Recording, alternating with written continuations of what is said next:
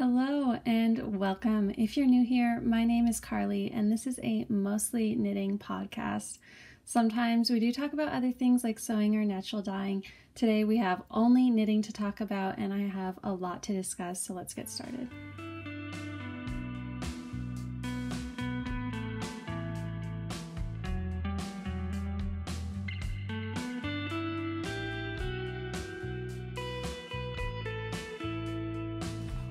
Before we get into the main part of this episode, we actually have a giveaway this episode that I'm super excited about. So this is to celebrate 5,000 subscribers here on this channel and to give back to all of you and just to thank you for that. So the winner of this giveaway will be receiving a copy of this book. This is Spin Me a Yarn, A Sweater Story of Love by Jenny Vonderer. Jenny, I'm sorry if I'm not saying your name correctly. Jenny is a viewer of this channel and she actually wrote this book and she did all of the illustrations and knit all of the animals in this book and did all the photography for it. And she very kindly gifted me a copy of this book and then gave another copy as a donation for a giveaway for this channel. So this is such a sweet, sweet book. I actually gave my copy over to my niece and nephew and gifted it along with a sweater for my nephew, and it was the perfect combination for a gift. My sister actually got a little teary-eyed when she saw this book and it was so sweet. So this book is a story that celebrates the art, the experience, and the value of a gift that is handmade with love. Though it is a children's story, makers may find it the perfect companion gift with their handmade item. So Jenny is known as Getting Loopy Makes. She is selling this book on Amazon and Etsy as well, so I will link that down below if you want to check it out and get some more information. So this is part of the gift. Jenny, thank you so much for donating this. It is such a sweet story. So this is part of the gift. Jenny, thank you so much for donating it. And the other part of the gift is a little mini bundle of naturally hand-dyed yarns that I dyed a little while ago. This is just a fun little palette that I thought would be great for somebody. These are all 20 grams, so in total you get 100 grams of mini skeins. They're, I believe, 75-25 sock yarn. So a lot of different things you can make with these here, and to enter the giveaway all you have to do is comment down below and let me know what you would like to make with these mini skeins here. Thanks to all of you, we reached 5,000 subscribers, which is super exciting, and thanks for all your support of this channel. It really means the world to me. Now let's get back to the knitting.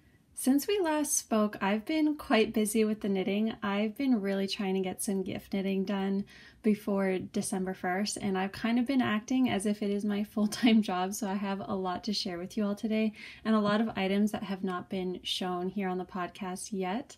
So let's start with some finished objects. I'll start with the smallest one, and this is a gift knit for my father-in-law, and this is the Essentials Beanie by Andrea Gaughan. This is one that I have knitted before as I was part of the test knit for this one a little over a year ago, I think. And what I like about this pattern is that it has options for multiple yarn weights, so I think fingering possibly all the way up to worsted, and then it also has versions for a single folded brim or a double folded brim. So I knit this in worsted weight. I believe I followed the DK pattern though, and then I did a single folded brim. And here is the hat. This is some leftover Malabrigo yarn Rios that I had in stash, and this is the colorway Glitter. And this is a bottom-up hat, so you start by casting on here at the bottom. It's 2x2 rib, and you work all the way until the crown decreases. And I really love how the crown decreases look in this hat. I think it looks super clean. This was a super quick knit also. It took me, I think, October 20th to the 23rd, and it was a really nice break of just mindless knitting for a long time in the round of 2x2 rib, and it was nice. I was able to get a good flow of things, and then once you get to the crown, it's basically done. And it's so fun doing decreases, and you get less and less stitches on your rows, and you just know that you're closer to getting done. So I really love this hat, really love this pattern if you're looking for a quick gift knit. And also this yarn I just love so, so much. It's 100% superwash, so it is great for hats, I think, and great for gift knitting. Easy to care for. And I'm always just so shocked. I checked this like 3 times to make sure, but I find it so weird that this brown color, this beautiful earthy brown color, is called glitter, because I do not associate the word glitter with the color brown whatsoever, but that is the color name, and either way, it's a beautiful color. And I'm very happy to have another gift knit done and completed and in the pile of gift knits just waiting to be wrapped up. So very pleased with that.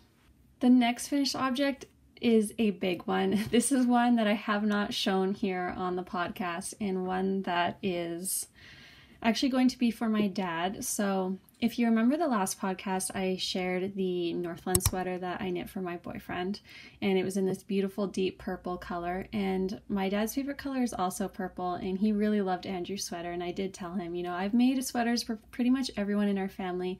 I'd love to make you a sweater if you're interested and if that is something that you think you would wear. And he got very excited about that. He said, definitely, I would love a sweater. So that was a few weeks back, maybe a month and a half ago or so. And then about 2 weeks ago, he came, a little over 2 weeks ago now, maybe 3 weeks ago, whatever, it doesn't matter. He came up to me and he was like, you know that sweater that you said you would knit me, is it possible to get it done sooner rather than later? I have a function December 6th that I would really love to wear it at, and it would be perfect for. So I thought, okay, yes, let's do it. Let's get this done. This way, I also don't have to make him a Christmas knit. This will be his kind of knit for the year. And I surprisingly got this done in 15 days. And I don't know how, but I, again, acted as if this was my full-time job, and I got so much knitting done. And this is the Brownstone by Jared Flood. It's worked bottom up, which was not ideal, but it's okay, we made it work. And I knit this in Barocco Lanas in the color 95147. Again, this took me from October 29th to November 13th, and I knit the size 5. So I was just incredibly shocked that I got it done that fast, but I did have a lot of confidence coming off of finishing my boyfriend's sweater in the 2 weeks, and now knowing that I had a strict deadline on this, I did have some confidence that I'd be able to make it work and set goals along the way, and it worked out just fine. So that's kind of what I do. I tried to do at least 2 inches on the body every day, and then by following that, I would be sure that I'd get the body within like a certain time frame, and that's what I did with the sleeves as well, and that just works out really well for me.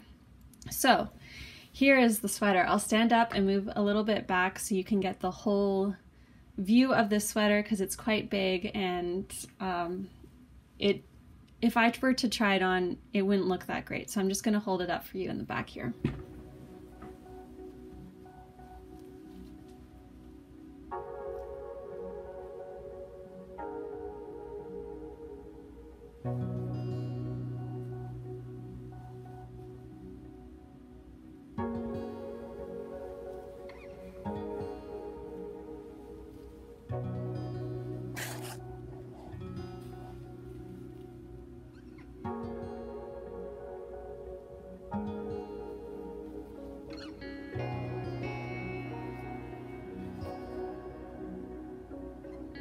So the reason we chose this pattern was because my dad wanted something that was quite open around the neck, something where he didn't feel restricted or get too hot with.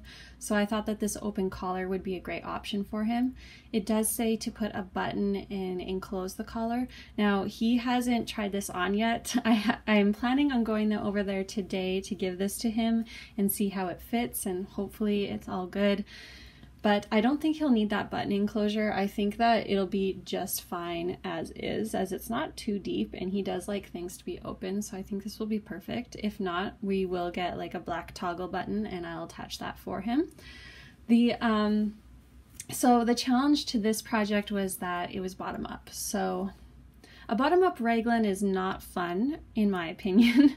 It's just makes things a little bit more fiddly and really difficult to try on, like all bottom up constructions. And especially when knitting this for somebody else, it was pretty hard to gauge as to where I needed to stop for the length and if I needed to add extra length. I did take all of his measurements before, so I did kind of like where he wanted the garment to end and up to the armpit area, and then sleeve to armpit, wrist to armpit area. And that did give me a good base to work off of. And then when I was about halfway through, when I just had the body and the 2 sleeves separately, I compared it against one of his sweatshirts that fit him really well. And then I was able to see that I was on track and, oh yes, I needed a couple more inches here or there. And that was a good way of doing it for me. Now, again, he hasn't tried it on yet, so I don't know if that worked well overall, but I think we're gonna be okay with the fit. And like I said, this is bottom up raglan. So a lot of the time drop shoulders can be bottom up, and that to me is okay, it's fine. But bottom up raglan is a bit tricky because you have to knit, well, first I knit the sleeves first, so all separately. You're knitting just the sleeves from the wrist all the way to the underarm here before it would be joined in the body. And then you just put it on scrap yarn or a cable. So you knit 2 sleeves separately. And the good thing about that, I think, is that the sleeves are extremely lightweight compared to being attached to a whole body of a sweater. So they're a lot easier to manage and knit with the lightness of it versus carrying around the whole body, and they're a lot more transportable, I guess. So that is a bonus to bottom up raglan, I think, is just that the sleeves are a lot easier to deal with. And also, I personally don't love knitting sleeves, so it was really nice to get the sleeves done with first thing and have that checked off and off my plate. That was really nice, because then when I had the body done, I kept thinking, oh, I have to do the sleeves still, but they were all done. And then after the body, you just have the yoke to do, which is decreases. So for the raglan, instead of doing increases, you're doing decreases, which was kind of nice also because then you have less and less stitches on your needle and you can really feel that the project is coming to an end. So I think those are my positive takes from a bottom up raglan. Of course, if I have the option, I'm always going to choose a top-down raglan. It's just a lot easier and a lot less finishing steps, I would say, because also with a bottom-up raglan, when you join the sleeves in the round, or when you join the sleeves for the body, you get a huge gap here for the stitches underneath, which isn't a problem. You just go and Kitchener stitch them after, but it is just another one of those finishing steps, which is kind of annoying in my opinion.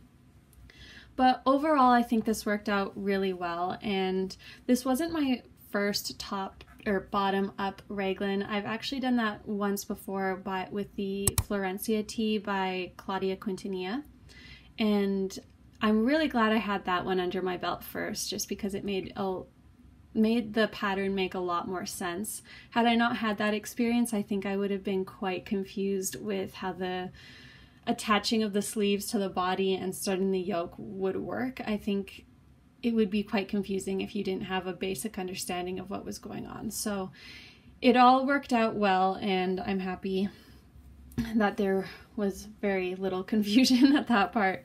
So you work it all up to the neckline here, and then you bind off for the neckline, and you'll have a big, huge opening here for the neckline, and without the ribbing on it. And so when I finished that and I bound everything off and I just had the open neckline without that collar attached, I really thought that it was going to be way too big of an opening, but kept reminding myself that, you know, picking up stitches and adding ribbing and adding collars can really cinch things up, and that's exactly what happened. So you do pick up stitches along this entire opening, and you work a ton of short rows here at the back to lengthen this collar here. So it has a nice fold that's bigger than the rest of the collar here, like on the sides. So you work a ton of short rows, and then you just continue working the ribbing back and forth until it reaches a certain amount, and then you do have to tack down the ribbing here at the bottom of the neckline. So this part right here. This part right here you have to tack down because they're just open. And then that's pretty much it. And I could not tell you how happy I was to finish this project. It felt like a huge accomplishment, and just the fact that I was able to stay so focused. And I basically only worked on this project. Yes, that's true. I only worked on this project for the 2 and a bit weeks that I was working on it, just to get it done. And I think this just proves that I work really well under pressure, I think, and when I have deadlines, and especially for knitting for other people, I have a huge motivation to get it done. And also, I've been gift knitting for what it seems like a few months now, and I haven't knit myself a sweater in, it feels like a really long time. So every time I get a project done for someone else, I know that I'm getting closer to being able to work more on my projects again, which is also a huge motivator. So I think that has just really made me want to get all of these projects done and just give me motivation to keep going, for especially when I want to pick up some of my projects that are for myself. So yes, I'm very happy about this project. I think it turned out really, really well. This is 100% wool, and so it'll be nice and warm. It doesn't feel too rustic. It feels pretty soft. It's not prickly whatsoever, so I think it will be good. And I just really love the style of this. It's really hard to show this because, again, it's quite large, and the neckline keeps folding down when I try and hold it up. And the structure isn't there, but I think you get the idea, and I think you can see how cool this sweater is. So that is the Brownstone by Jared Flood, another gift knit done and off my needles. So now it's nice because I'm not going to be knitting my dad a present for Christmas anymore. Since I just knit him this mammoth of a sweater, I don't think I'm going to knit him anything for Christmas. So that's one less that I have to do for Christmas, and I cannot wait to give this to him, hopefully today, if not today, tomorrow. And I'll keep you updated on the fit and how he likes it, and yeah, as always, I'll be excited to share that with you. That's it for finished objects, so let's move on to whips. This is another item that I have not shown with you all yet. So this is another gift knit. This will be for my nephew for Christmas. I wanted to knit him, my nephew, and my niece little Christmas sweaters. So I am using the Estelle worsted yarn here, and this is color Q61296-2. And this is a blend of 50% acrylic, 40% wool, and 10% nylon. So I had a bunch of this in my stash. I originally bought it for a sweater for myself, but then over time I just got less and less excited about the color for myself. So I thought that this would be a great Christmas sweater for my niece and nephew. It's a nice brick red that's not like too intense of a color. So I am almost done this. I only have about, I think like 15 rows left of the one sleeve, and then I'm binding off and weaving in all the ends. So this was almost a finished object, but I'll share it completely done and blocked in the next episode for sure as a finished object. But this is the Anker's jacket by Petite Knit, and I'm doing sizes 2 to 3-year-olds. And I'm sure many of you have seen this before, but it is a top-down circular yoke, the main feature being this really cool 1x1 ribbed yoke. So it's super stretchy, and this was a super quick knit. So I started this before I started the Brownstone sweater that I just showed you, and within a couple of days I had the whole body done and picked up for the sleeve, and just a couple rows on this sleeve here, and then got the plan that I needed to finish the Brownstone rather quickly. So then I put this down, and I just picked this back up about 2 days ago, and I've got the sleeve done and then almost another sleeve done here. So again, I only have another round of decreases and then the ribbing, and then I'm done. So how adorable is this little sweater? I think it's so cute, and I can't wait to block it. It'll just make everything really smooth, and there will be less puckering there, and the ribbing will lay flat at the bottom, and I can't wait for this. So what I was really pleased with about this pattern was that upon casting on and getting one round of ribbing done here, one section of ribbing done, I could see that the neckline was rather small and tight, which is exactly what I wanted, because The last sweater I knit for my nephew was the Strange Brew, and it was just a plain version, which is also a top-down circular yoke. And the neckline on him was huge, so it's like almost off the shoulder on him, which was really annoying. I could go in and add some elastic to the neckline, but even then I just think that it'll still be big. So it was really nice to see that this was quite small, and I know it'll be closer to his neck because I don't want him to be cold and let the air in. This will just be nice and toasty for him. So that was really nice to see that. And he had just turned 1 last month, so I'm knitting sizes 2 to 3 for him. I think it'll be perfect. My sister can roll up his sleeves no problem, and he can grow into this. And the nice thing about this yoke is that it's super stretchy. So I think this will be a really good sweater for him. I actually knit the Anker's cardigan for him when he was a newborn. And in actually in this color, I think, or no, it was a different color, but it was similar to this, different yarn similar to that. Anyways, he looks so cute in that, and I thought I would keep the tradition going with the Anker theme here and do a little sweater for him. So very excited. And then for his niece, I'm going to do a semi-matching sweater. It'll be the same yarn, but a different pattern. And I think I'm going to do another Petite knit pattern for her because I just really enjoy her children's patterns a lot. So there's not a whole lot to say about this one. It's rather simple.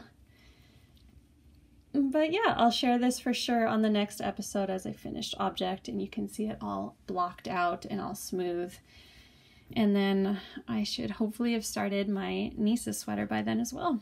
My next whip is the Field Day Jacket by Ozetta. Now, I shared this with you all on the last podcast episode, and since then I haven't had a whole lot of time to make too much progress on it, so I won't spend too much time on this one, but this is knit in Noro Viola. This is color 27 Kaizuka.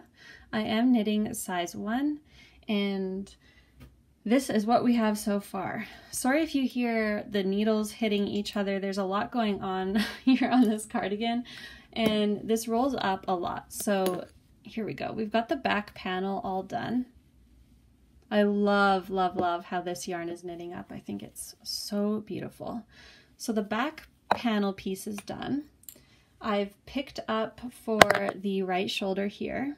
So this is the front piece of the right side. I've started the button band. And now I'm just working the front panel back and forth while also, oh, there we go, while also working the button band. So that was why I was really drawn to this pattern, was because the button band was worked as you go, which is a huge plus for me when knitting a cardigan. I hate going back for button bands and picking up stitches. I find it super annoying and not enjoyable.